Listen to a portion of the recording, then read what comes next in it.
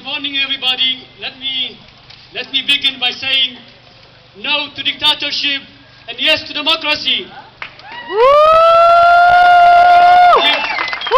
We have gathered today to speak about our freedom from the dictator as we celebrate the 21st anniversary of our independence. This is a historic demonstration which leads us to an action to the changes we seek. This is a moment where young Eritreans all over the world in one voice shout for freedom and show their solidarity against the dictator. Yes! Yeah! 2 decades ago, an Eritrean mother told to forget the deed of her eldest son who gave his life for independence and hoped her grandson to go to school and get decent education. Today, she is crying for her grandson of being hostage in one of Sinai torture camp. 2 decades ago, an Eritrean mother of 3 martyrs said, "I will mourn when the country falls under the hand of a dictator." Today, she found herself under one of the world's most important regimes. 2 decades ago, Eritreans were waiting for their brothers and sisters in exile to come home. Today, even children are leaving the country risking their lives. Many countries will be sending congratulatory messages to the government and people of Eritrea on the occasion of our 21st Independence Day anniversary. The liberation of Eritrea is one momentous achievement of the people of Eritrea who sacrificed precious sons and daughters to restore dignity to a nation that is denied the right to self-determination. Yes! However, unfortunately, whilst the day marks an immeasurable victory against injustice, it has also become a bittersweet occasion when we are reminded that the denial of our rights can also come from within, and hence the fight for freedom continues for Eritreans. Today's Eritrea is a nation very much troubled by the consequence of a dictatorial system that betrayed the promise of our Independence Day 21 years ago. Yep. Countless Eritreans have fled the country in search of liberty and basic human rights. Regrettably, that search is marked by many hurdles, including human trafficking, inhuman policies, and unjust asylum systems, even in a place where we would justifiably expect respect for basic human rights. At home, thousands of Eritreans are detained in one of the most wide and intricate networks of prisons in the world.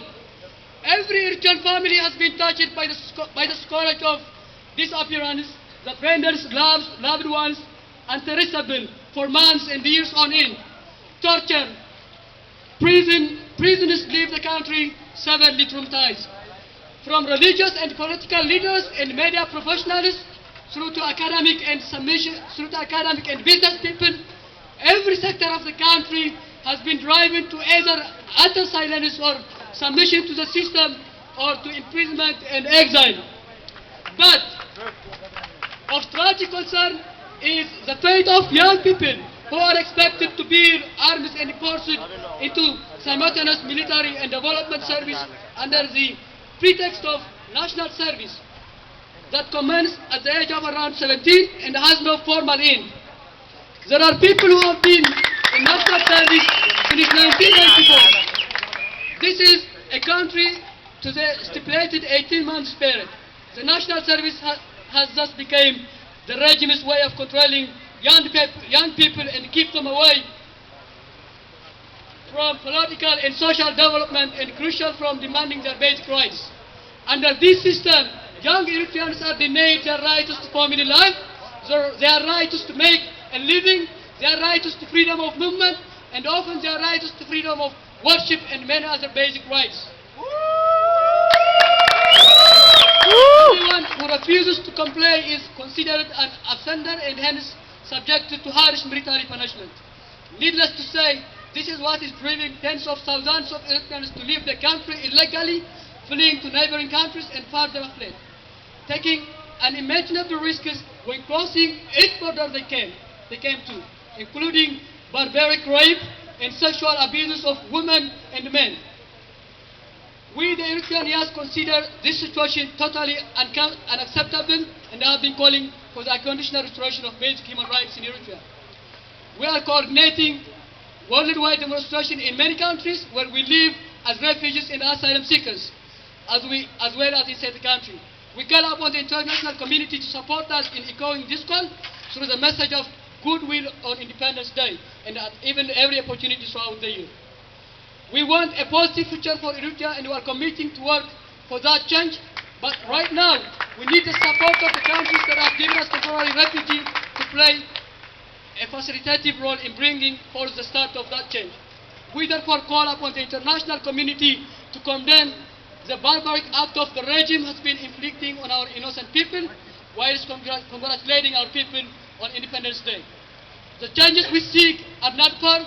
We will never stop fighting to freedom of thousands, to speak freely, to achieve peace, to free political prisoners, and to restore the rule of law. Thank you very much.